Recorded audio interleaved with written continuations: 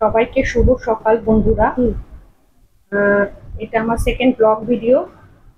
আপনারা প্রথম ব্লগ ভিডিওটা নিশ্চয়ই দেখেছেন, কেমন লেগেছে অবশ্যই কমেন্ট করে জানাবেন। আজকে হচ্ছে সোমবার, আজকে শ্রাবণ মাসের দ্বিতীয় সোমবার।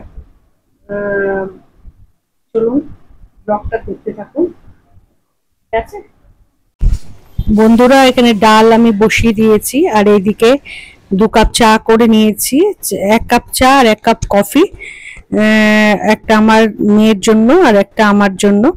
এই যে দুজনে বসে এখন কফি খাবো, দেখতেই পাচ্ছেন। আপনাদেরও কি চা কফি খাওয়া হয়ে গেছে? তারপরে আমরা চলে গেছিলাম মাছ বাজারে, আমি আর আমার হাজবেন্ড। দেখতেই পাচ্ছেন কত সুন্দর সুন্দর মাছ রয়েছে, বিভিন্ন রকম মাছ, চিংড়ি, চারাপোনা, পমফ্রেট, ইলিশ, নানান রকমের মাছ বাজারে রয়েছে। আমার বাড়ির থেকে মাছ বাজার বেশি দূর নয়। কাঁকড়াও রয়েছে, নানান ধরনের মাছ আমাদের এই মাছ বাজারে প্রচুর মাছ ওঠে। বিশেষ করে সকালবেলায় গেলে আমি চিকেন কিনে নিয়ে এসছি, যেহেতু আমার ছেলে মেয়ে খুব চিকেন খেতে ভালোবাসে। চিকেনটা আমি রান্না করেছি, এই যে পেঁয়াজ কেটে নিয়েছি, নানা রকম মশলা, এই যে রসুন বাটা, কাঁচা লঙ্কা, লাল লঙ্কা, কাঁচা লঙ্কা বেটেছি, জিরে বাটা। এবার কড়াই তেল দিয়ে দিয়েছি, তেলের মধ্যে জিরে আর শুকনো লঙ্কা, জিরে, শুকনো লঙ্কা আর তেজপাতা ফোড়ন দিয়ে দিলাম। দিয়ে রসুন যেটা বেটে রেখেছিলাম, এই জিরে, তেজপাতা, শুকনো লঙ্কাটাকে তেলের মধ্যে একটু ভালো করে নাড়িয়ে দিয়েছি, যাতে মশলার গন্ধটা তেলের মধ্যে ছড়িয়ে যায়। এবার রসুন যে বেটে রেখেছিলাম সেই রসুন বাটাটাকে প্রথমে দিয়ে দেবো। প্রথমে দিয়ে দিয়েছি, দেখুন বন্ধুরা। রসুন বাটাটা যদি প্রথমে দেন না, তাহলে মাংসের ফ্লেভারটা খুব ভালো হয়। অনেকে পেঁয়াজ আগে দেয়, আমি কিন্তু মাংসে আগে প্রথম রসুনটা দিয়েই রান্না করি, রসুন বাটা দিই, পরে পেঁয়াজ দিই। রসুনটা একটু মানে ভাজা ভাজা করে কাঁচা গন্ধটা চলে যাওয়ার পরে আমি পেঁয়াজগুলো দিয়ে দিয়েছি।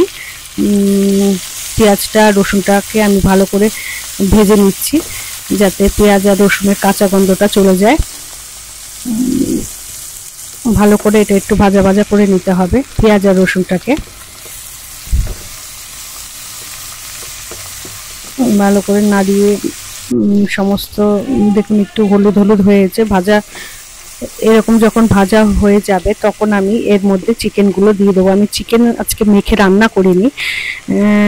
এবার পেঁয়াজ রসুনটা ভাজা ভাজা হয়ে যাওয়ার পরে যখনই ব্রাউনিশ কালার এসছে, তখন আমি ওই চিকেনটাকে দিয়ে দিচ্ছি। আমি চিকেন আজকে মশলা দিয়ে মেখে করছি না, এইভাবে করছি। দেখুন, আপনারা জানি অনেকে অনেকভাবে চিকেন রান্না করেন, আমি আজকে এইভাবে রান্না করলাম। আমি আজকে আমার একটু অফিসে যাওয়ার তাড়া রয়েছে, তাই জন্য আমি মানে খুব কম সময় যাতে তাড়াতাড়ি রান্নাটা হয় এবং ভালো হয় সেই চেষ্টাই করেছি।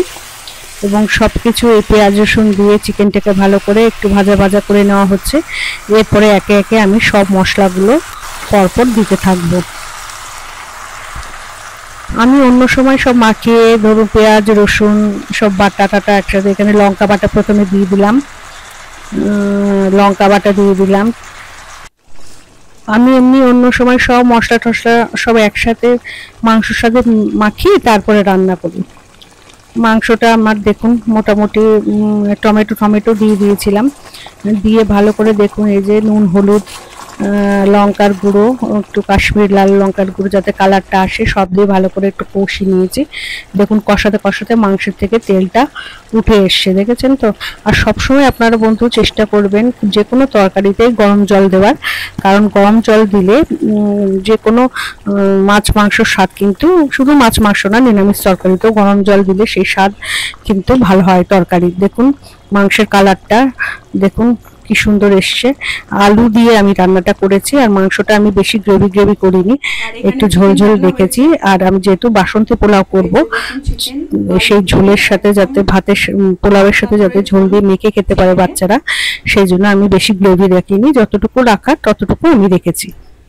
আর এইদিকে আমি বাসন্তী পোলাও দেখুন প্রায় হয়ে গেছে।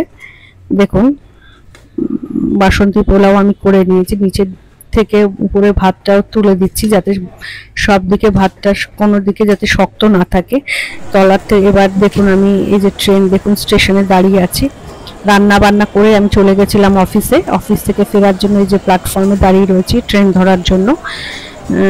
এবার ট্রেন আসবে, ট্রেন এসে গেছে বন্ধুরা। এবার মানে ট্রেনে উঠে পড়বো, উঠে পড়ে বাড়িতে পৌঁছে যাওয়ার পালা। রাত হয়ে গেছে, বাড়িতে পৌঁছে গেছি বন্ধুরা। আপনাদের ব্লগটা কেমন লাগলো অবশ্যই কমেন্ট করে জানাবেন। নমস্কার।